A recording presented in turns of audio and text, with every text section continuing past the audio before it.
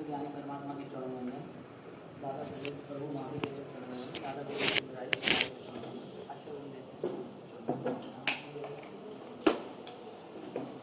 जैन शासन और अन्य धर्मों के बीच में सिर्फ कोई भेद है तो वो गुणों की पूर्णता पे ही है। यदि गुण संपूर्ण मिलते हैं, यदि वो अपनी आत्मा को पवित्र बना देता है तो उसकी मुक्ति होती है। आत्मा पवित्र ही है, लेकिन जो दूसरे कर्म के कारण, कर्म के साथ दूसरे जो विभाव, जिसे हम विचारों की वरीयता कहते हैं, ऐसे कोई कुसंस्कार, ऐसी कोई संक्लेश स्थिति के कारण हमारी आत्मा को इस संसार में परिवर्तित यानी कि भटकना पड़ता है।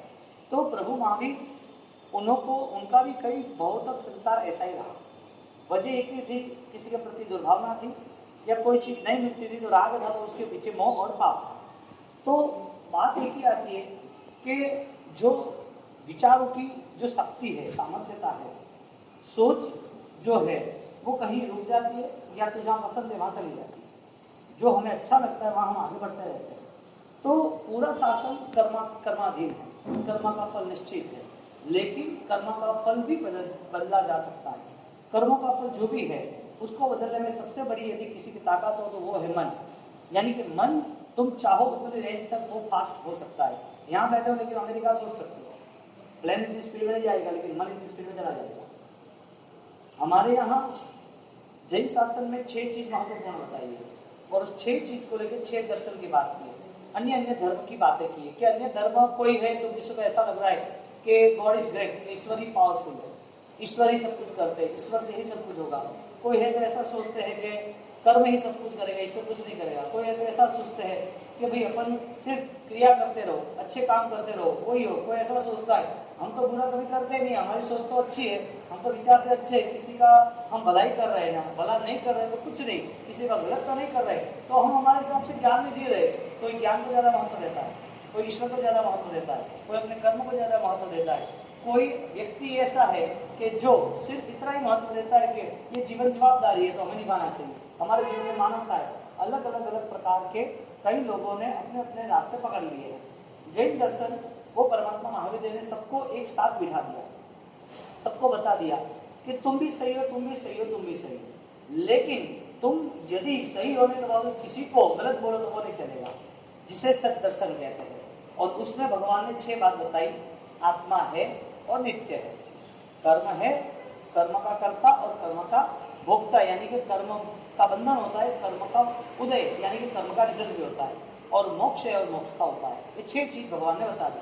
वो 6 चीज यदि हमारे सामने नहीं है, यदि हमें आत्मा की स्थिति पता नहीं है, आत्मा नित्य यानी शाश्वत है, उसको कभी भी कोई मार नहीं सकता, बांध नहीं सकता, जला नहीं सकता, काट नहीं सकता, दफना नहीं सकता, यदि ये हमारी सोच में है तो आत्मा इतना हमारा बलवान है, तो आत्मा के बाद, आत्मा के अलावा, आत्मा से अलग जो कुछ भी है उसके प्रति इतना हम दुखी नहीं होंगे।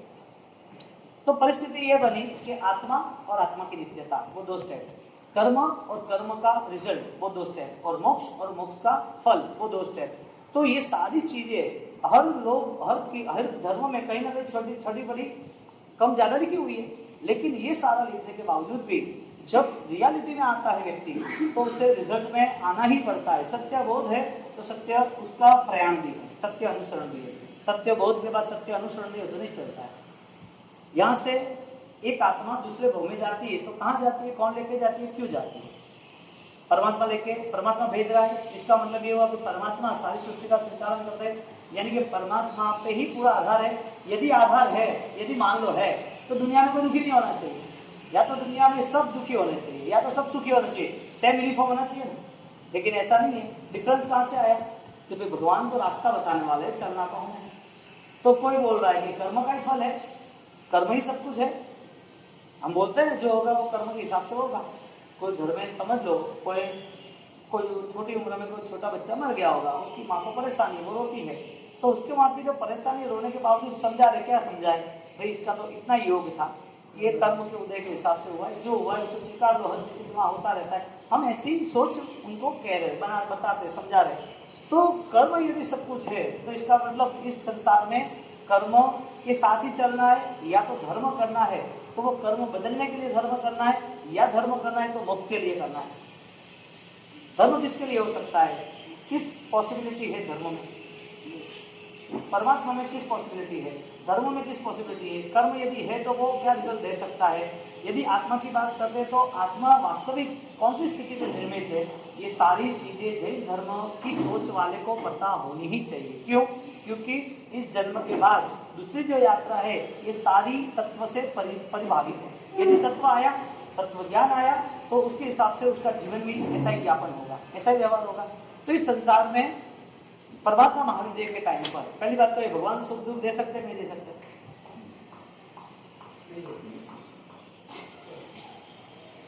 भगवान सुख दुख नहीं दे सकते। कर्म सुख दुख दे सकते नहीं दे सकते?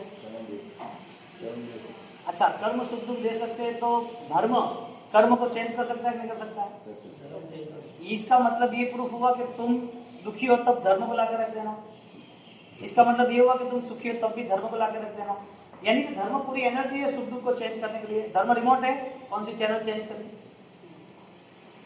परमात्मा मोक्ष में गए, परमात्मा सुख दुख का हिसाब किताब लगाने वाले नहीं है, लेकिन परमात्मा ने जो बताया मार्ग है वो मार्ग में हमें रास्ता दिखाई है, सुख का है दुख का। परमात्मा only for the mediator is the supported, कि आपको यहाँ जाना है तो ये मार्गदर्शन है। हम नमुत्थोड़म में कहते हैं मग्ग दयानम शरण दयानम बोलते हैं ना, तो मग्ग यानी मार्ग, दयानम यानी देने वाले, मार्ग का दान देने वाले। कौन सा मार्ग है? प्रभु ने बताया, परमात्मा ने मार्ग बताया, 3 मार्ग बताया, एक संदिग्ध नपाक्षी, एक देश वृत्ति और सर्ववृत्ति, एक संकृति आत्मा, एक सावक जीवन, एक साधु जीवन। ये 3 रास्ते बताए हैं। 3 रास्ते में आप कौन सा चॉइस कर रहे हो? जो फर्स्ट रास्ता है संदिग्ध नपाक्षी, इसमें कोई क्रिया नहीं करनी, इसमें कोई क्रिया नहीं आती है, सिर्फ सोच आती है। सोच ये आती है कि जो सत्य है उसे सत्य मानना, ये कपड़ा है तो कपड़ा मानना, इसे प्लास्टिक नहीं मानना। ये लकड़ा है, लकड़े की ये थावनी बनी है तो इसको लकड़ा ही मानना, उसको सोना नहीं मानना। ये शरीर है तो शरीर तो मानना, लेकिन शरीर शाश्वत है कि शाश्वत है वो मान्यता आनी चाहिए।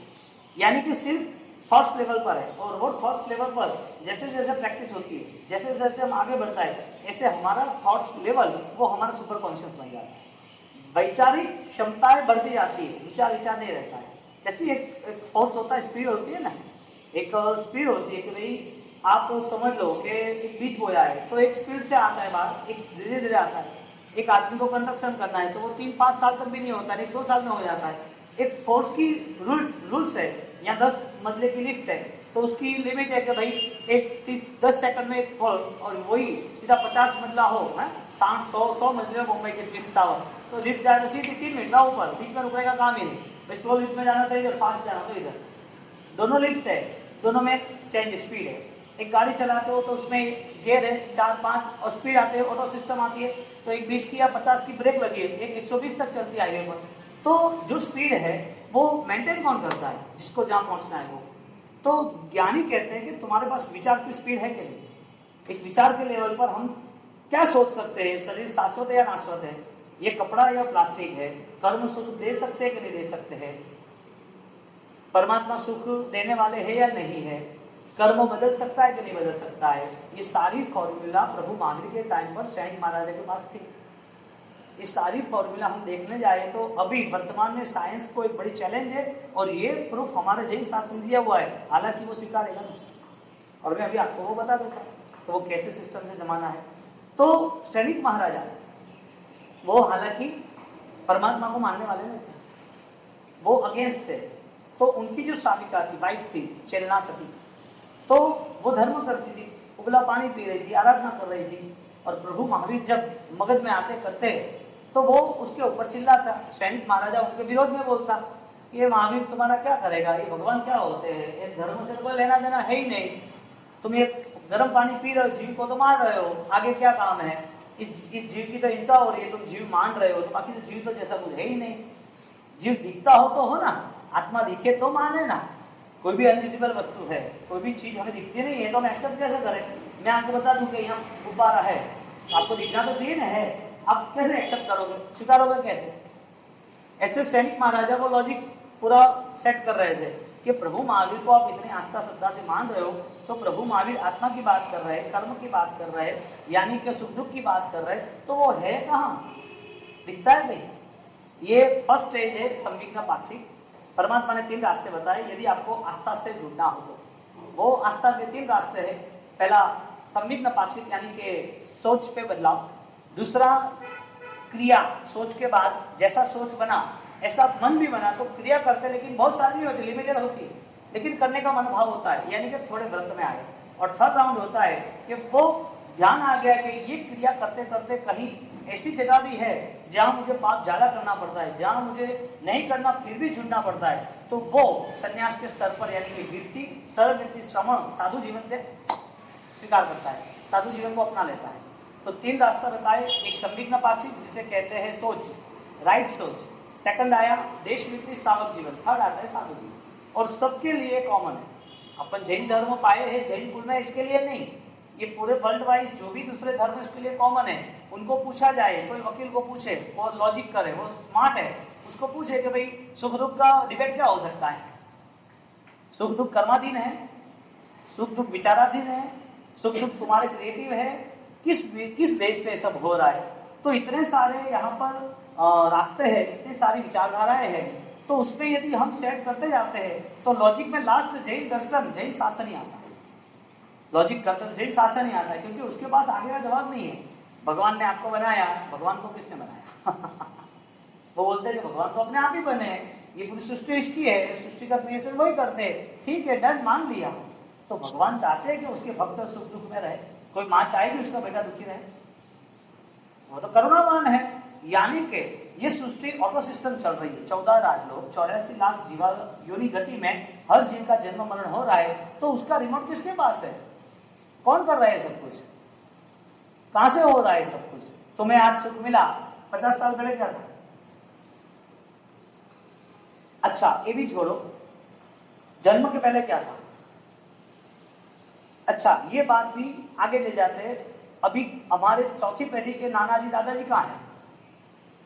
थे? हाँ, है कहाँ? कांट बिलीव, हमें पता ही नहीं है कहाँ है, हमको वो श्रद्धा ही नहीं है कि कोई दूसरी जगह है, कहीं जाएंगे वो। यदि है तो उनके लिए है कि हमारे लिए भी है? वो जा सकते आगे तो हम नहीं जा सकते आगे। उनके लिए ये आगे का रास्ता है तो हमारे लिए नहीं है। वो रास्ता कौन तैयार करेगा? हिसाब किताब कहीं लग रहा है, यानी भगवान लगा रहे, तो भगवान ने उसको सही रास्ता दिखाया, वो अपने हिसाब से सेट कर रहा है कि उसके कर्मों के हिसाब से सेट हो रहा है। भगवान भी कह रहे हैं सैनिक महाराजा को, मैंने भी कर्म सहन किए, तुझे भी करने पड़ेंगे। ये सारा बेसिक 10 मिनट के लिए इसके लिए समझाया कि अपनी एक स्टोरी ले रहे सैनिक महाराजा की। तो ये पहली फॉर्मूला ध्यान में होनी चाहिए कि सुख दुख देने वाला कौन? परमात्मा का अस्तित्व क्या? हमारी आत्मा है तो आत्मा हमारी कितने सालों से, कितने बहु से, कहाँ थी, कैसे थी, और यहाँ आने की वजह क्या? आगे जाएगी तो कौन लेके जाएगा? कौन किसका सहारा है जिसके हिसाब से नया भाव है? क्योंकि वैचारिक जो शक्ति है, विचारों के साथ जो आगे चलता है, उसकी पूरी दुनिया चेंज हो जाती है। कर्मों को बदलना ही पड़ता है। कर्म वो दुख नहीं दे सकते उसको, कर्म उसको सुख ही देगा, लेकिन एक कमिटमेंट है कि उसे चेंज होना पड़ेगा। किस लेवल पे? क्रिया के लेवल पे नहीं, विचारों के लेवल पे, सोच के लेवल पे। सैनिक महाराजा वो उसकी वाइफ को यानी कि साविका छिलना को कह रही है कि जीव जीव कह रही है, जीव है कहाँ? एक बात, बहुत सारे डिबेट क्रॉस हो गए बोल रहे, और वो राजा था, परेशान हो गया सैनिक महाराजा, वो नॉन चेंज था, तो परेशान होने के बावजूद उसको बोला जीव है कहाँ, दिखाओ। तो उसने पूरे मगध सम्राट में एक अनाउंस कर दिया, कोई भी छोटा गुनाह करेगा तो भी उसकी सजा मौत ही, बड़े और छोटे सब सजा मौत ही, सब गुनाह की। क्यों? क्योंकि उसको देखना था कि जीव मुझे देखना है, मौत दुख को, किसी को मौत देते हैं तो पता तो चलेगा जीव कहाँ है। तो एक आदमी ने चोरी की, बुजुर्ग था, बूढ़ा था, तो बूढ़ा आदमी चोरी की, तो उसको एक कांच के बॉक्स में पूर दिया, ट्रांसपेरेंट था, एयर टाइट था, और पूरे कांच के एक बॉक्स में उसको पूर दिया, रख दिया अंदर, और अंदर डालने के बाद अब 3-4 दिन हो गए, ऑक्सीजन लेवल कम हो गया और सीधा वो मर गया। वहां मर जाने के बाद पूरा इंक्वायर किया, पूरा चेक किया कि एक भी छेद नहीं है कांच में। आत्मा कहाँ गई? चेलाओं को पूछ रहा है आत्मा गई कहाँ? जानी चाहिए ना, रास्ता तो निकालना चाहिए ना, उसको कोई पकड़ना तो चाहिए ना। चेलाओं को तो आत्मा आत्मा कर रही है, ये आत्मा है ही नहीं, शरीर वही जीवन है, चेतना चली गई, कोई पावर था वो चला गया, बात खत्म हुई। एक मैं तुम्हारे साथ बहस करना नहीं चाहती क्योंकि तुम्हें कोई श्रद्धा ही नहीं, तुम्हें कोई सोच ही नहीं, विचार ही नहीं, लेकिन आत्मा गायब था। दूसरे बार दूसरे सप्ताह में दूसरे वीक के अंदर वापिस एक चोर को पकड़ लिया तो उसको मार डाला। तो उसकी आत्मा देखने कहाँ छुपी है? उंगली में है, हाथ में है, गले में है, चेस्ट में है, पैर में है, उसको काटो, काटता रहा, नहीं आत्मा है कहाँ बताओ? तो वो तो और पावरफुल हो गया, आत्मा जैसा कुछ है ही नहीं। तो प्रभु महावीर के विरोध में खड़ा रह गया वो, और प्रभु महावीर के विरोध में खड़ा रह गया। तो चेला ने बोला मुझे आपके साथ कोई डिस्कशन नहीं करनी है, आप जानो प्रभु महावीर जानो। उनको वहां तक प्रॉब्लम आ गई कि साधु को भी परेशान करना है आपको, क्योंकि गलत रास्ते पे ले जा रहे चेला। जब इंसान बुद्धि भ्रष्ट हो जाती है ना, तब सत्य को सत्य नहीं मान सकता, वो किसी के भी विरोध में खड़ा रह जाता है। और वो बिगेस्ट पावर है, वो देखता नहीं है कि वो परमात्मा महावीर देव है, वो विश्व की बहुत बड़ी शक्ति है, जो राजकुमार है, जो त्याग करके बैठे, उपसर्ग चयन करके बैठे और परम साधक है, जो मोक्ष जाने वाले हैं। ऐसे परमात्मा के हजारों लाखों करोड़ों की संख्या में देव फॉलोअर्स है, इंसान नहीं। तो उनके लिए वो चैलेंज खड़ा करता है कि वो कुछ भी नहीं है, उनको बदनाम करने के लिए उनके साधु के साथ वो गेम करता है। और वो गेम के बाद वो गांव के अंदर आते हैं तो बाहर गार्डन में रुकते हैं, वहाँ गार्डन में रुकते हैं, और गार्डन नहीं था, वो शिव मंदिर था, वहाँ रुकते हैं। और वहाँ रुकने के बाद उसने गेम प्लान की, एक लड़की को अंदर भेज दिया कि बाहर आए तो उसको बदनाम करना है। वो बाहर आए, लेकिन शिव मंदिर था, कपड़े जला दिए, वो करताल लेके जो चिपिया था वो लेके हर हर महादेव का क्या गया, औघा कपड़ा सब जला के भस्म लगा दिया उसने। अब भस्म लगा के बाहर आए तो उसकी वो पूरी गेम फेल हुई।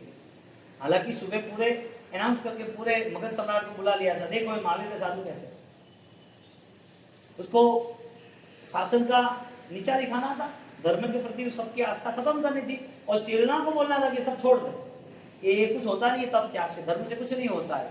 अश्रद्धा के साथ, विचारों की शून्यता के साथ, विचारों की हानि के साथ इंसान एक कदम भी आगे नहीं बढ़ सकता। ठीक है, कुछ कर्म दे सकता है 50-100 साल के लिए, लेकिन आगे का भविष्य वो जैन दर्शन के अलावा कहीं दिखता नहीं। यहाँ पर पूरी गेम फेल हुई। उसने मंत्री को बोला कि क्या हुआ, ऐसा क्या सकते, मैंने तो सब सही किया था। यानी कि वो साधु चालाक था, शासन के प्रति कहीं आपत्ति ना आए, शासन की कहीं हिलना न हो, इसके लिए उन्होंने पूरा कॉम्प्रोमाइज किया। अब ये सब होने के बावजूद भी उसको शांति नहीं हुई, और उसको सैनिक को लगा कि मैं भी प्रभु महावीर के सामने जाऊंगा, उनको ही चैलेंज करूंगा, उनके साथ ही डिबेट करूंगा। और प्रभु महावीर के साथ गए, और प्रभु महावीर के साथ जाने के बाद प्रभु महावीर के साथ बैठ गए। प्रभु महावीर ने सारी चीजें बताई। आत्मा की बात तू कह रहा है, जो कांच के बक्से में जो दिखा नहीं तुझे, इसका मतलब ये हुआ कि नहीं है, इसके लिए दिखता नहीं है। वो सैनिक बोल रहा था नहीं है, इसके लिए दिखता नहीं है। प्रभु महावीर ने बोला यदि तुम ये सोच रहे हो तो फिर तुम्हारी 10 पीढ़ी के पिताजी भी नहीं है, वो तो मान ले। लॉजिक के सामने लॉजिक, तर्क के सामने तर्क। तेरे 10 पीढ़ी है कि नहीं, तेरे पुरखा है कि नहीं है, आगे दादाजी, उसके दादाजी, उसके दादाजी, तो ये जो परंपरा तुम्हारी चली तो आगे कोई था, लेकिन दिखता तो है नहीं। यदि तुम्हें कोई दर्द हो रहा है, महसूस हो रहा है, तो महसूस हो रहा है, दर्द हो रहा है, लेकिन मुझे तो दिखता नहीं है। ऐसे बहुत सारे एग्जाम्पल शरीक को दिए। क्या दिखता नहीं है इसका मतलब ये हुआ कि वो वास्तविक नहीं है? हाँ, दिखता नहीं है इसका मतलब ये हुआ कि वास्तविक नहीं। यहाँ से गाड़ी जा रही है, हॉर्न बज रहा है, मंदिर है, वहां पर घंट बज रहा है, तो वो दिखता नहीं है, तो क्या उसका कोई प्रूफ नहीं है? मंदिर में घंट बजा कि नहीं, आवाज आई ना, दिखता है आपको, प्रूफ है कि नहीं है? प्रूफ तो है। यहाँ से गाड़ी जा रही है, हॉर्न बजा रहा है, अपन क्या सोचते भाई नीचे से गाड़ी जा रही है।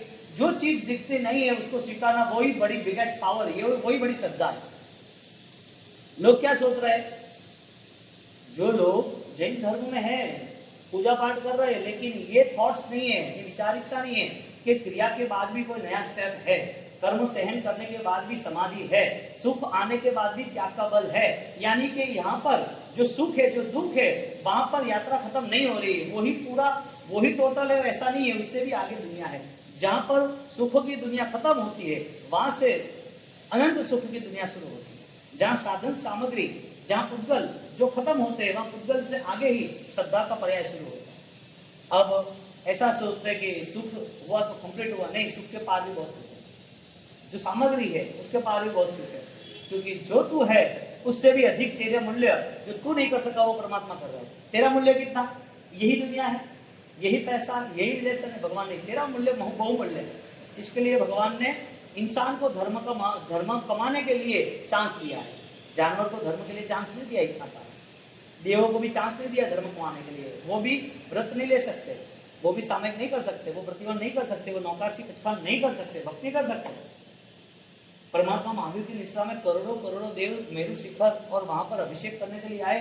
परमात्मा महावीर की दीक्षा आप सारा देखोगे बादशाह सूत्र कल्प सूत्र में ये सारी बातें आई हुई है कि देव उनके सानिध्य में थे, तीर्थंकर के सानिध्य में देव थे। यानी कि बलवान कौन बना?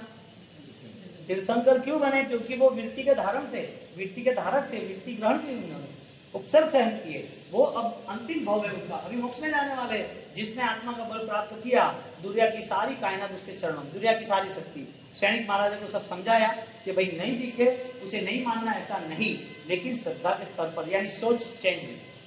अब सोच चेंज होने के बाद परमात्मा महावीर को रिक्वेस्ट करता है, प्रभु आप कहते हो तो जो नहीं दिखता है तो स्वर्ग है, नरक है, सुख दुख है, सब कुछ है, तो फिर कैसे फल मिलता है उसका? आपने जैसे जैसे जो जो पाप जिस विचारों से किए हैं उस विचारों का कनेक्टिविटी कर्मों से होता है, वो पाप आता है, वो पाप आता ही है। आपने वॉइस को बड़ा कर दिया तो सुनाई देता है, नहीं सुनाई देता, स्लो कर दिया तो स्लो होता है, तो वो भी सुनाई देता है ना। उसमें चेंज हुआ कि नहीं हुआ? स्लो और लो में, स्लो वॉइस हुआ, लो वॉइस हुआ, हाई वॉइस हुआ, तो चेंज हुआ कि नहीं हुआ? ऐसी सोच के आधार पे कोई कर्म जितना स्पीड से होता है, जितना लगाव से होता है, वो कर्म की ताकत बढ़ जाती है। कोई कर्म ऐसा है जो लगाव से नहीं होता है, कर्म है, करना पड़ता है, लेकिन सोच ऐसी है कि भाई ये पाप है, ये करना पड़ता है, इससे जल्दी फ्री हो जाए तो अच्छी बात है। यानी कि कर्म का पावर बढ़ाने वाली सोच, कर्म का पावर कम करने वाली सोच, कर्म आने के बावजूद भी दुख आता है तो फिर भी दुख में न जाने के लिए, दुख में भी संतोष, दुख में भी कॉम्प्रोमाइज करने वाली हमारी सोच, यानी कि सोच पे निर्भर है पूरा जीवन साथी। यदि सोच नहीं हुई तो क्रिया करने वाला दुखी हो सकता है। परमात्मा के पास जाने वाला शायद परमात्मा की बातें न समझता तो दुखी हो सकता है, लेकिन कर्मों को समझने वाला दुखी नहीं हो सकता। परमात्मा को समझता है लेकिन उसे कर्म का पता नहीं है। तो दुनिया में इतने सारे 12 ज्योतिर्लिंग है, इतने सारे दुनिया भर के मंदिर है, कोई कम है? चारों ओर तुम घूमने जाओ इंडिया भर में, कितने अजूबे हैं।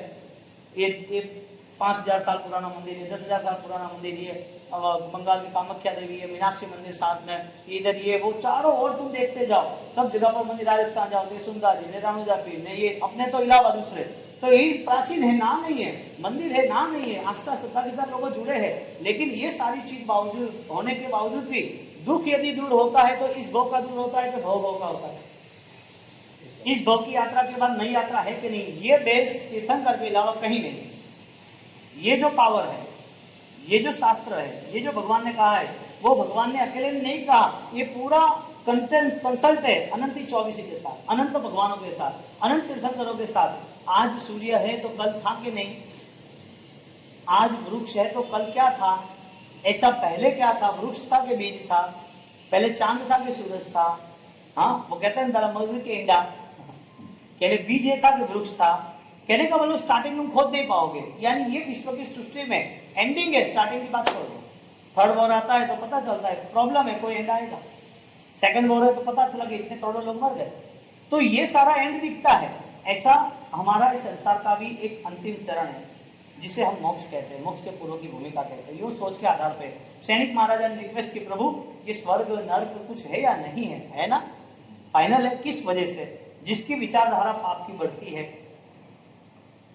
मैं क्रिया नहीं बोल रहा हूँ, विचारधारा बोल रहा हूँ। जिसकी विचारधारा पाप की बढ़ती है उसको पाप का फल बड़ा मिलता है। जिसकी विचारधारा धर्म की ज्यादा बढ़ती है, समाधि के नाते, उसे आत्मा का सुख ज्यादा मिलता है। तो क्या प्रभु मैंने तो अभी तक विचारों से पाप किए, आपको खत्म करने की सोच बना रहा था, आपने जो ज्ञान दिया था आत्मा है मोक्ष में जाने वाला, तो मेरे मन में नहीं बैठ रहा था, तो मेरी वाइफ मेरी पत्नी को मैं तो परेशान कर रहा था। तो प्रभु कुछ भी हिसाब से मुझे वो बताओ कि आगे मेरा फ्यूचर क्या है? पापों का नतीजा है, उसका फल है तो क्या है ना, तो क्या मेरा फल क्या है कि तुम्हें यहाँ से जाना है दुर्गति में, नरक में जाना है। अरे कि परमात्मा को दूसरा रास्ता दिखाओ, एक ही रास्ता सीधा नरक का ही दिखा देते हो, कुछ अलग तो करो। अभी तो मैं आपसे जुड़ा हूं ना, अभी तो आपसे प्रेम है ना मुझे, तो कुछ तो कॉम्प्रोमाइज करो, कुछ तो डिस्काउंट का सिस्टम जमाओ, कुछ भी। पहले तो मैं पापी था तो समझ गया कि भाई कुछ नहीं करता तो नरक होती है, अभी तो बहुत कुछ करूंगा मैं, मुझे आप रास्ता बताओ मैं कैसे कर सकता हूँ। भगवान ने रास्ता बताया, तो कुछ चीजें कर जिसके कारण तेरा वैचारिक बल और बढ़ जाए। तो आप बोलो मैं सब कुछ करने के लिए तैयार हूं, आप बोलो तो मैं पूरा मगध साम्राज्य लुटा देने के लिए तैयार हो, लेकिन मुझे नरक में नहीं जाना। प्रभु महावीर के टाइम पीरियड में, उसी समय में सैनिक महाराजा मगध सम्राट, उसकी नरक तय हो गई। परमात्मा ने उसको फॉर्मूला बताया कि छोटी 2-4 चीज कर और तुझे पता चलेगा कि मुझे चेंजेस कहाँ लाना है, मुझे चेंजेस कहाँ लाना है। ठीक है, तो मैं क्या करूं, एक काम कर, जा पुण्य सावक है उसका सामान खरीद के लेके आ। क्या मेरे नगर में मेरे साथ पुण्य सावक है, उसका सामान लेके आ। तेरे गांव में एक कसाई है काल सवरिक, वो जीव हिंसा कर रहा है, उसको रोक दे। तेरे राज्य में, तेरे पीछे रसोड़े में एक दासी है, यानी कि सर्वेंट है, जो बहरा रही है कपिला नाम की, उसको बोलो कि वो अपने हाथों से बहराए। बस इतनी सिंपल बात। अरे वाह, प्रॉमिस ना, मेरी नरक चली जाएगी ना, चली जाएगी, क्या है जो लेके आ। कितना सस्ता सौदा है राजकुमार के लिए, महेंद्र जी, कितना सस्ता सौदा है राजकुमार के लिए। एक सामयिक खरीदना कितनी छोटी बात है। एक जो कसाई है वो हर रोज इतनी हिंसा कर रहा है, 500 जीवों को मार, 500 पशुओं को परेशान कर रहा है, पीड़ा दे रहा है, और उसको रोकना एक दिन का, तो ये ले ले 200-500 सोना मोहर, बात खत्म कर, उसको भी रोक सकते हैं। और वो तो दासी है भाई, तू 10 साल शादी को गया ना, अच्छा है ना। राजा के लिए ये सारी बातें कॉमन थी कि नहीं थी? हाँ, लेकिन ज्ञानी भगवान कहते हैं खरीदने से कभी धर्म नहीं मिलता है, और धर्म इतना बहुमूल्यवान है तुम खरीद भी नहीं सकते। खरीदने के लिए तुम्हारे पास और ऑलरेडी सुपर कॉन्शियस चाहिए। तुम सामान्य विचारों से धर्म के साथ जुड़ ही नहीं सकते, और धर्म के साथ जुड़ना है तो तुम्हारा बहुत बड़ा बलिदान होगा तो ही जुड़ पाओगे, क्योंकि तुम्हें संपूर्णतया चेंज होना है। तुम्हारा बदलाव मूलभूत है, तुम्हारी रूपांतर अवस्था है। शाम को यदि दूध में जामुन डालोगे तो हमारे बाल है नहीं बने ब्लू, एक 6 घंटे की प्रोसेस है। ऐसी हमारी प्रोसेस खुद की है, एक हमारी खुद की प्रोसेस है कि हमें चेंज होना ही है। ये चेंज परमात्मा ने उनको बताया कि सैनिक तो वहां जा, वहां जाके उनकी क्रिया खरीद के लेके आ। हालांकि कुछ होने वाला नहीं था, इम्पॉसिबल था, लेकिन उसको लगा कि तो बहुत अच्छी बात है। उनके मन में, उनकी मन की गहराइयों में उनको वो बताना था कि तुम तुम्हारे विचारों के अधीन और बलवान बनना। क्रिया के नाम पर कहीं भी फोकट बिजनेस नहीं कर लेना, क्रिया के नाम पर कहीं भी पागल नहीं बन जाना कि मैंने क्रिया की तो मैं सफल हो गया। उसको समझाने के लिए रास्ता होता है। वो गया, उसने कर दिया, सबको बोल दिया, उसको बोला मुझे सामयिक दे, उसको बहरा दिया, उसको कुएं में उतार दिया कि भाई तो किसी को मारना नहीं। तो बोला कि भगवान ये काम हो गया, मेरा तो काम सब हो गया, 24 घंटे में अब मेरा पाप साफ। तो कि ऐसा नहीं होता है। उसको पूछ किया वापिस, तो कि मैंने किया ना, उसने अपना धंधा बंद कर दिया। वो नहीं मान रहा था काल सौरी कसाई, तो मैंने उसको कुएं में डाल दिया। कुएं में कोई बैल का पशु तो है नहीं, तो कहां से मारेगा। वो दासी थी, उसको उसने बहरा दिया, तो मैंने तो सामने देखा है। और पुण्य सावक उसको बोल दिया एक सामयिक दे दे, तो उसने बोला भाई ले जा सकते तो ले जाओ। तो मेरा तो ये सब काम हो गया। मैंने उसको बोला कि तुझे कितना पेमेंट चाहिए एक सामयिक का, मैं आधा राज्य, आधा पूरा मगध तुझे दे देता हूँ। मेरी जितनी प्रॉपर्टी है वो सारी की सारी प्रॉपर्टी 50% तेरे एक सामयिक दे सकता है। कितना पावरफुल होगा ये धर्म। परमात्मा गया तो पूछ के आ, वापिस उन्होंने किया कि नहीं किया। ठीक है, आपने कहा तो पूछ के आता, वो पूछने गए। वापिस पूछने के बाद वो कपिला, उसकी जो सर्वेंट थी, दासी थी, उसको बोला कि तूने हमारा सबको बहराया ना? नहीं, मैंने थोड़ी बहराया, वो चम्मच ने बहराया। क्या बोला? मैंने नहीं बहराया। तो कि क्यों तूने नहीं बहराया? कि मुझे इनके प्रति कोई श्रद्धा ही नहीं होती। ये जो भगवंत आते, जो सन्यासी आते, जो साधु आते, श्रमण आते, मुझे श्रद्धा ही नहीं है। मैं बहरा तो मेरा काम है, और क्या है। तो तुझे कोई भाव नहीं होता कि ये त्यागी है, उनको प्रति हमारी श्रद्धा होनी चाहिए, उनकी भक्ति करनी चाहिए? नहीं, मुझे नहीं कुछ हो रहा है। तो ऐसा नहीं चलता है। ठीक है, नहीं चलता, मैं चली जाती हूँ, मैं नहीं रुकूंगी यहाँ पर। वो तो सैनिक तो फर्स्ट में तो डैमेज हो गया, ये तो हमारा काम नहीं हुआ। दूसरी जगह गया, काल सौरी कसाई को पूछा कि काल सौरी तूने कोई जीव तो नहीं मारा, यानी किसी को दुख तो नहीं दिया ना, हिंसा तो नहीं की ना? तो कि मैंने किसी को मारा तो नहीं है, लेकिन मेरा दिन रात का बिजनेस था, तो मुझे चैन नहीं पड़ रहा था। तो मुझे तो आपने मुझे कुएं में डाल दिया। इसके बाद मैं सोच रहा था करूँ क्या पूरा दिन, क्योंकि मुझे आप करने देने वाले नहीं थे। अच्छा, मुझे बंदी बना सकते नहीं थे, फिर भी आपने मुझे नीचे डाल दिया। तो मैं जब कुएं में गया तो मैं सोच रहा था कि पूरा दिन मतलब काया वो क्या करूं। मैंने नीचे से वो मिट्टी ली, मिट्टी से वो ड्रॉ किया, चित्र दौरा एक बैल का, और उसके ऊपर एक लकीर खींच दी उसके गले पे। तो मैंने सोचा मार डाल। ऐसे 500 को जब मैं मारता हूं तो मुझे अच्छा सुकून मिलता है। तो तूने 500 को मारा क्या? हाँ मारा ना। तो कि कहीं खून नहीं, कोई जीव तो है नहीं वहां पर, कोई पशु तो है नहीं। पशु नहीं है, लेकिन मेरा धंधा थोड़ी बंद हुआ है। तो वो बोला तो ये भी फेल हुआ। वापिस तीसरी जगह पर गया और तीसरी जगह पर सैनिक महाराज अरे पुण्य साहब को पूछा कि भाई तूने मुझे सामयिक दे दिया, मैंने आपको दे दिया, लेकिन कुदरत को मंजूर नहीं। कोई किसी को कुछ दे नहीं सकता है, पैसा दे सकता है, धर्म नहीं दे सकता। धर्म की बातें वो आदान प्रदान हो सकती है, धर्म की सोच बन सकती है, लेकिन खुद को ही क्रिएट करना है, यहाँ पर अपने आप को ही संभालना है। यहाँ से कुछ मिलेगा नहीं। आपने सामयिक दिया, कैसे दे सकता हूँ? 48 मिनट में नहीं दे सकता। मैं तरला प्रकाश का मुंह पत्ती दे सकता हूँ, लेकिन जो कर्म बनते हैं उस सामयिक के 48 मिनट बैठना है, वो भाव तो आपको लाना है। तो सारे धर्म के अनुष्ठान वो आप कर सकते हो, मैं नहीं दे सकता। और आपको लेना हो तो ले जाओ। वो भगवान के पास आया, भगवान ये तो प्रॉब्लम हो गई, ये तो कुछ नहीं हो रहा है। बोल रहे कि भगवान मुझे वो रास्ता बताओ आप कि किस वजह से मुझे नरक में जाना है। पहली बात तो ये बताओ, मैंने तो मान तो लिया, तो किस वजह से मुझे नरक में जाना है? कोई तो इश्यू हुआ होगा ना मेरे पास, मैंने क्या किया ऐसा तो नरक में जाना है? तूने एक ही पाप किया, इसके लिए नरक में जाना है। तो एक पाप की इतनी बड़ी सजा थोड़ी हो सकती है कि तुम भगवान हो, थोड़ा तो कुछ दया करो। तो कि तूने जो पाप किया ना, वो पाप की सोच इतनी गहरी चली गई, उसके वजह से वो पाप का फल बड़ा हुआ। तो कि जो जीव को मैंने दुख दिया है, जो हिरण का जो मैं शिकार किया है, उसका पाप का नतीजा क्या? कि उसका तो बहुत कम फल है, उसका तो 2% ही है, ज्यादा नहीं है, लेकिन 98% तेरी सोच है ना, उसका नतीजा है। अरे रे ये क्या हुआ? हाँ, तेरी सोच ठिकाने लाने के लिए मैंने तुझे 3 ऑप्शन दिए कि तीनों के पास जा, और तीनों के पास जाने के बाद तेरे हिसाब से तू सब करा क्या। मुझे पता था इम्पॉसिबल है, नहीं कर पाएगा, होने वाला ही नहीं है। ये कुदरत का जो साइकिल है वो रिवर्स नहीं आता है, कर्म का जो चक्र है वो खुद को ही भुगतना है, कोई पार्टिसिपल नहीं है, कोई तुम्हारा पार्टनर नहीं। भगवान ने खुद ने उसको महसूस कराया कि तू ही तेरा कर्म का करता है, तू ही तेरा कर्म का रिजल्ट यानी भोगता है। आत्मा तेरी है, तेरी आत्मा दूसरे भाव में कहीं जाने वाली है, वो उसको प्रूफ कराया, यानी आत्मा है, और आत्मा जैसे यहाँ है ऐसे वहां है, वहां है ऐसे आगे है, वहां से आगे मोक्ष में भी जाएगी। तेरी आत्मा को कोई खरोच नहीं आने वाली है, तेरी आत्मा नित्य है, शाश्वत है, स्वरूप में है, त्रैकालिक ध्रुव है, तेरी आत्मा को कोई इश्यू नहीं है। लेकिन जब तुझे यहाँ से दुनिया छोड़ के जाना है, तो तुझे हर चीज का काउंट डाउन तुझे देना है, हर चीज का अकाउंट क्लियर होगा, पर्टिकुलर तेरा ही होगा, तेरे बेटे का नहीं होगा, उसका दूसरा, तेरा दूसरा। यानी कि सुख में हम सोचते हैं कि सब अपने हैं, लेकिन जब दुख सिर पे आ जाए तो पता चलता है कौन किसका है। यहाँ भगवान ने उसको दोनों चीज बताई और मोक्ष का रास्ता बताया। मोक्ष के रास्ते पे चलने के लिए उससे बोला कि भगवान मेरे से पाप क्या हुआ कि तूने एक बार हिरण का शिकार किया। शिकार करने के पहले तेरी सोच ये थी, शिकार कर दिया, शिकार करने के बाद सोच बढ़ गई, क्योंकि आसपास के लोगों ने तेरे प्रति बहुत सम्मान के फूल बरसाए, बहुत होशियार, बहुत कैपेबल, क्या निशानेबाज हो, क्या मास्टर लीडर हो, तुमने तो पेड़ में से, पौधे में से आवाज आई और तुमने ऐसा तीर मारा कि वहां जो हिरण थी वो हिरण गिर गई। नहीं दिखने के बाद, सिर्फ आवाज सुनने के बाद तुमने जो किया वो तुम्हारा तीर था, वो तुम्हारा जो ताकत था, वो निशाना था, वो निशाने के हिसाब से तुम पावरफुल हो। ये जो पीछे से बात हुई और तुम्हारे मनोमन में वो पाप बड़ा होता गया, मैं होशियार, मैंने निशाना सही ताका, मैं मास्टर हूँ। शौक था तब तक बात अलग थी, लेकिन वो शौक का पाप खड़ा रहा। सिंपल अभी बात करें ना, सिंपल बात, आपको कोई बोले कि मुझे यूरोप की टूर में जाना है, तो आपके पास पूरा डेटा होगा, आप जाके आएंगे। कोई पूछेगा क्या करना, अरे ऐसा तो वो है ना, वो करना, कोई टेंशन नहीं, वो बढ़िया फोटा है।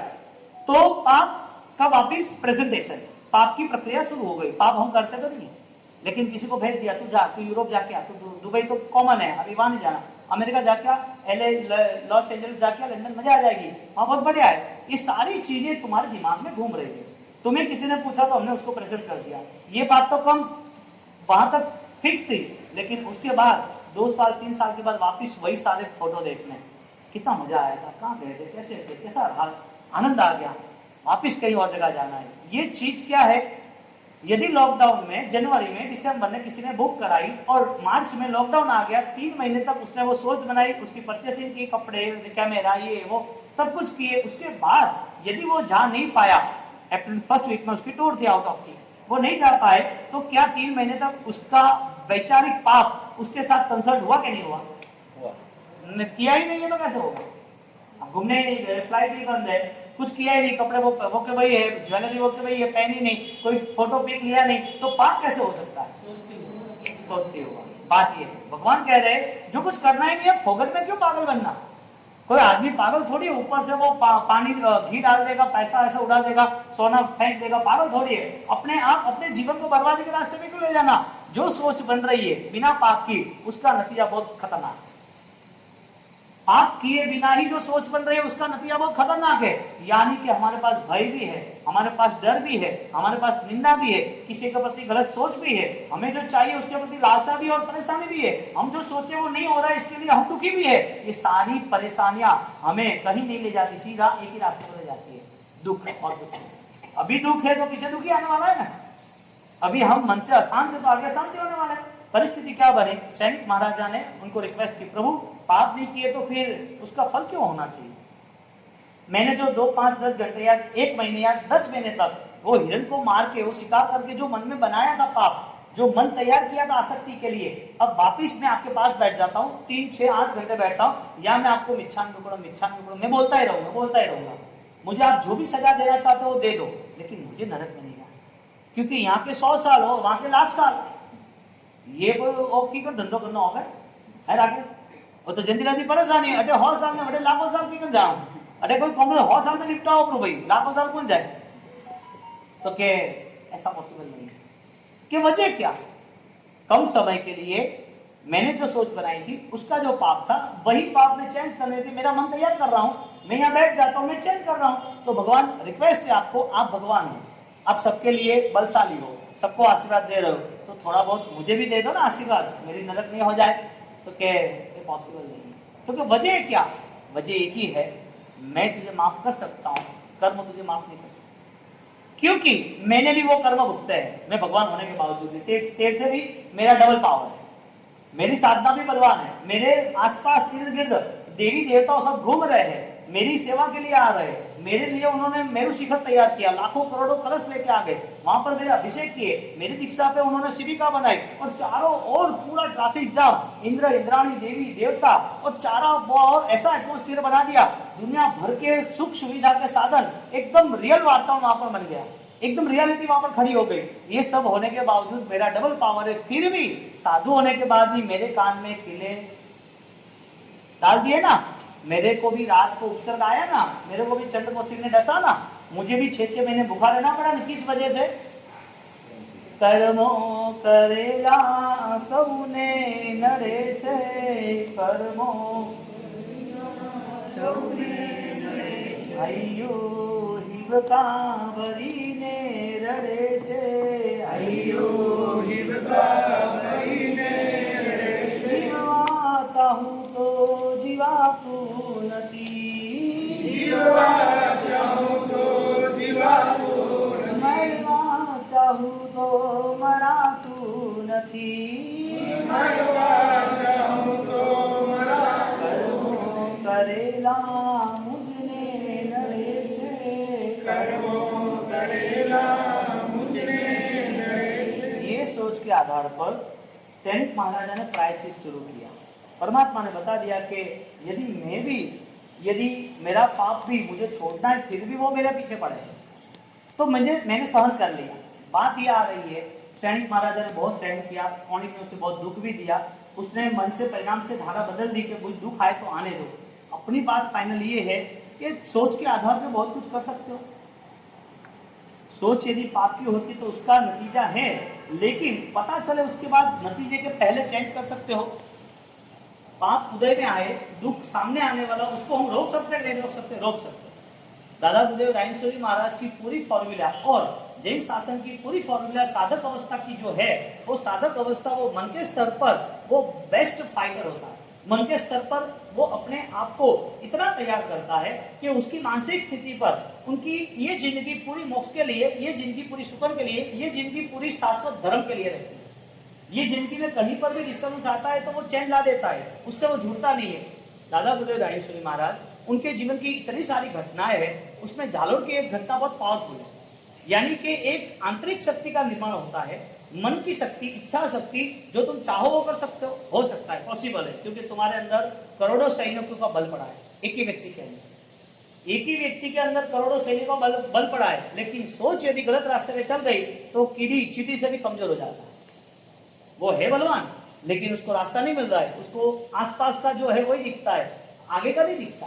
दादा गुरुदेव रायचूरी महाराज जैसे आहोर के अंदर एक इतिहास बना दिया, परमात्मा से बात की, परमात्मा अंदर जा नहीं रहे थे और परमात्मा को बोला, हे प्रभु आप मेरे परम पिता हो, आपको पधारना है, आप अपनी गादी पे विराजमान हो। आह्वान किया, भगवान को भगवान समझ के आह्वान किया।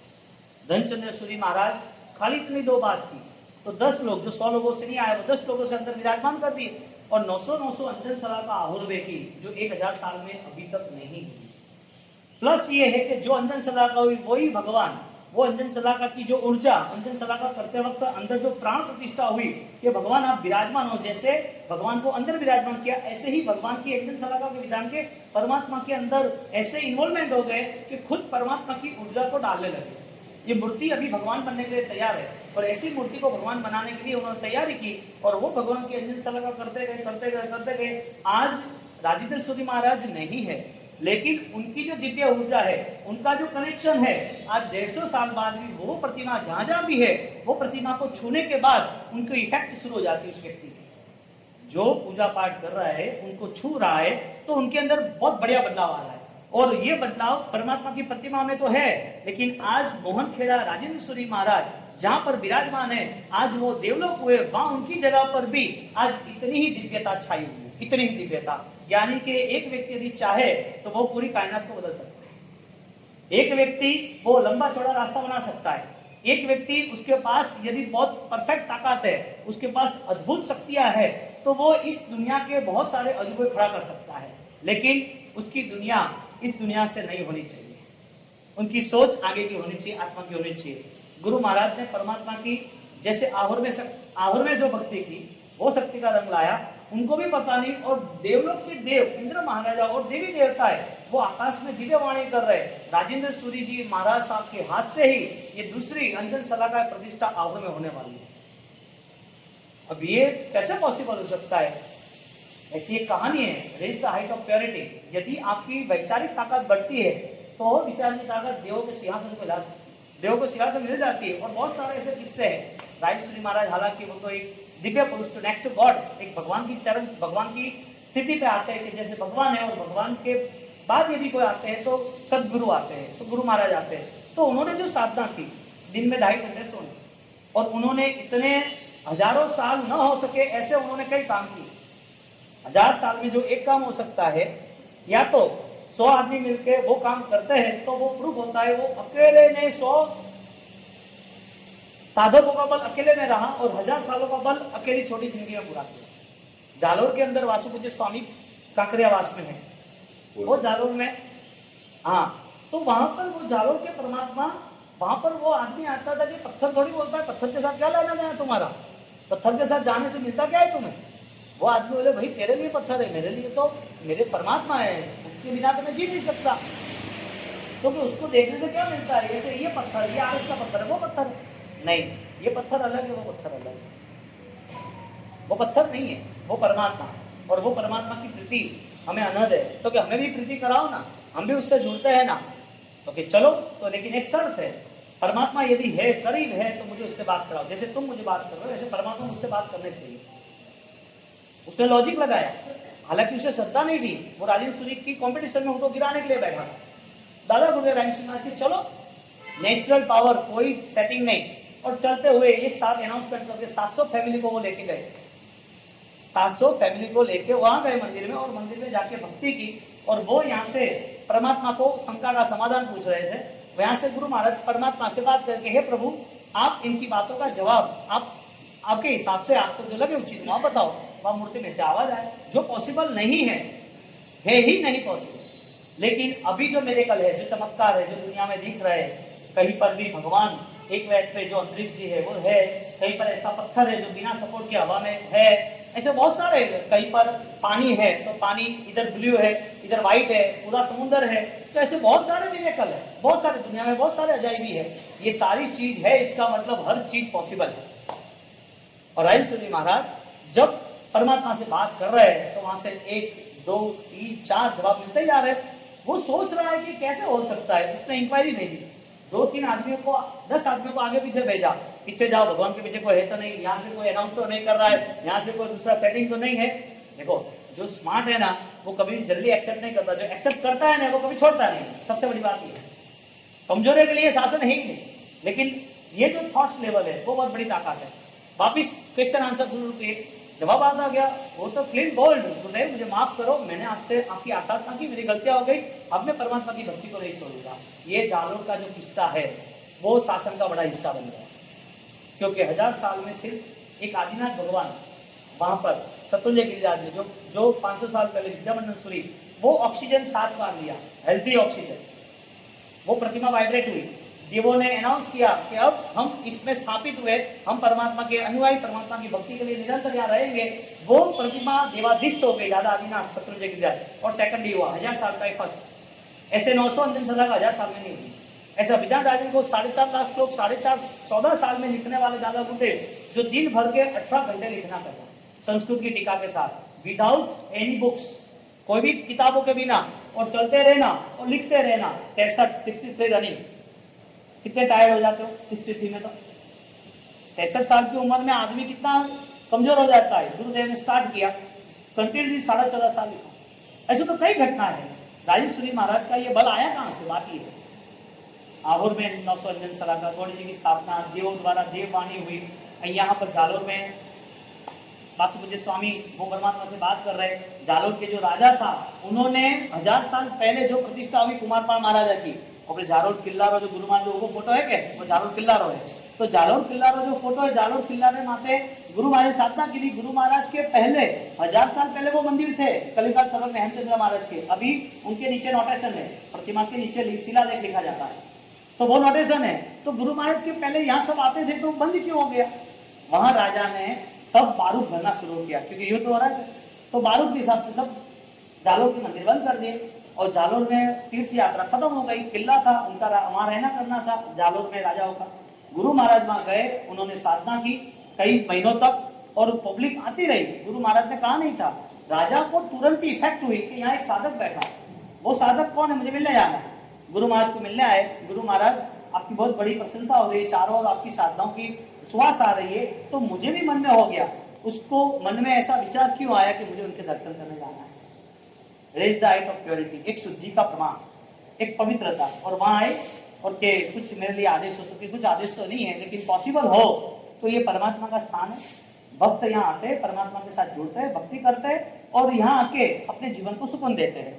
तो आपने जो बारूद भरे हैं, तो बहुत सारी दुनिया में जगह है, आपको उचित लगे तो आप किसका ऑर्डर नहीं किया, अरे गुरुदेव आपका आदेश शिरोमान्य है। जालोर किला पूरा पूजनीय बना गुरुदेव की साधना से। मंदिर की पूजा, तीर्थ यात्रा शुरू हुई।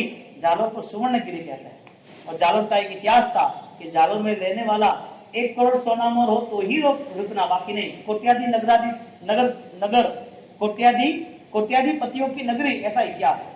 ऐसी बहुत सारी चीज। जालोर में भैरू जी ने वो मंदिर बनाया, भैरू सेठ आप रहे, हाँ, तो उसने जो मंदिर बनाया वहां पर, वो आपको कोई होता है, हाँ अपने रिलेशन में, तो वो मंदिर बनाया जहाँ पंचशिखरीय जबरदस्त 10 करोड़ के ऊपर लगा।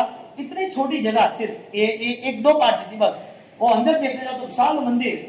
वहां एक प्रतिमा नेमनाथ की, भगवान की जो प्रतिमा है, वो पूरी सिरोही से 55 किलोमीटर हवा के मार्ग पर चलती है विदाउट सपोर्ट।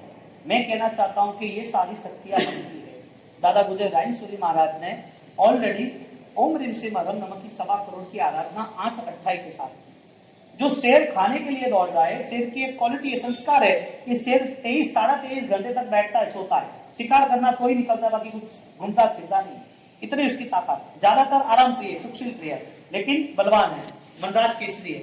वो शिकार करने के लिए जाता है। जो भूखा है, जो शिकार देख रहा है, गुरु महाराज को देख रहा है, वो वहां पर सिर्फ झुका के जाए। जो शिकारी लूटने के लिए आ रहे हैं, बंदूक लेके आ रहे हैं, उसको लगता है मेरा शत्रु है, दूर से तान रहा है, तो ये तो शांत खड़े, करीब जाता है, वो सोचता है करे ये तो नहीं करना चाहिए। एक व्यक्ति जहां बैठा है, उसके आसपास रेंज क्लियर होती है। हम कहते हैं, हम कैसे, अभी मैं आपके घर आया तो सोचो ये भगवान का मंदिर मुझे देखना है, कि भगवान बैठे है, भगवान है, तो भगवान जहाँ बैठे हैं वो भगवान हमारे लिए आस्था, श्रद्धा, हमारी पूजा, भक्ति, माला पाठ। क्यों? क्योंकि वो एक ऊर्जा संपन्नता है। वहां पर ऐसी एनर्जी, ऐसा वाइब्रेशन क्रिएट होते हैं कि घर तो नहीं, लेकिन हम कहीं पर भी गए हो तो हमारा प्रोटेक्ट मां करते हैं, हमारी सुरक्षा चक्र तैयार हो जाता है हमारा। तो भगवान तो चाहिए ही चाहिए। दादा गुरुदेव रायचूरी महाराज ने साधना द्वारा ये काम किया और वही साधना ओम ह्रीम श्रीम हरहम नमः की 8 अट्ठाई की, यानी कि वाइब्रेशन क्रिएट हुए। ऐसे ही 8 अट्ठाई जैसे 25 करोड़ जाप की। कितने? 25 करोड़। अबे ओम ह्रीम श्रीम हरहम नमः कितना है? 7 अक्षर। कितने? 7 अक्षर। और सातों अक्षर का ये जाप ही विजय मंत्र कहते हैं, विजय मंत्र। और ये अभिमंत्रित ये जो जाप है वो सिद्ध है, बीज मंत्र आधारित है। ओम है तो उसमें नेचुरल पावर है, वर्डिंग्स का पावर। रीम है तो वर्डिंग्स का पावर है, और उसका रिजल्ट भी है कि ये वर्ड से तो क्या रिजल्ट दे सकती है, इसका रिजल्ट क्या सकता है। ओम है तो क्या दे सकते हैं, अरहम है तो क्या दे सकता है। तो ये जो रिजल्ट है ये विक्रमादित्य यानी कि राजा विक्रम, उनके गुरु सिद्धसेन दिवाकर सूरी उसको ये मंत्र दिया था कि तुझे इस मंत्र की आराधना करनी, तेरा पराक्रम, तेरी सूर्यता, तेरा यश कहीं पर भी रुकेगा नहीं। तेरे हाथों से सब कार्य हो गए। विक्रम महाराजा के हाथों से पालिताना का जो संघ निकला, आज के इतिहास में जो हजारों साल हो गए, इसके टक्कर में अभी तक कुछ नहीं हुआ, उसका बड़ा वर्णन आ रहा है। तो बात ये चली कि ओम ह्रीम श्रीम हरहम नमः बहुत असरकारक है। गुरु महाराज ने जाप किया। हमारे यहाँ पूर्व आचार्य भगवंतों की परंपरा में है। अरिहंत परमात्मा जिसके 5 कल्याण हम मना रहे, जन्म कल्याण, दीक्षा कल्याण, चमन कल्याण, निर्वाण कल्याण, तो परमात्मा के साथ ही कंसल्ट ये जाप है। तो इस जाप की बहुत बड़ी ताकत है, बहुत बड़ी ताकत है। तो अरिहंत परमात्मा और अरिहंत से रिलेटिव उनने बताया हुआ मार्ग यानी हमारी सोच। हमारी बात ये चल रही है कि विक्रम सैनिक महाराजा सोच के आधार पर दुर्गति तय की और सोच के आधार पर धर्म तय करना है। प्रभु महावीर भी वो पूर्व के भाव में जो सोच के आधार पर पाप किए थे, वो यहाँ साधना करने के बावजूद भी, यहाँ तीर्थंकर होने के बावजूद भी, साधु हो जाए और साधना की, फिर भी वो कर्म उसको छोड़ा नहीं। वो आया पीछे, आया ना, कान में खिले मारने आया ना, चंद्रकोशी दंश देने आया ना। जन्म होने के नाते 2 माता हुई, देवानंदा और त्रिशला। वो उनका कर्म 82 दिन का, नीच गोत्र का, त्रिपुष्ट वासुदेव का, अरे त्रिदंडी का, ये सारे कर्म का राउंड परमात्मा होने के बाद भी आता है। तो आधार है सोच। तो बात ये है कि हम यदि सोच के आधार पर आगे बढ़ते तो हमें ओम ह्रीम श्रीम हरहम नमः हमें उसकी आराधना करनी चाहिए। हमें हमारे जीवन में जो बदलाव लाने हैं वो निश्चित लाने ही चाहिए, और आ सकते हैं, पॉसिबल है, क्योंकि यहाँ से दूसरी दुनिया है, उसमें यहाँ का कुछ भी नहीं है।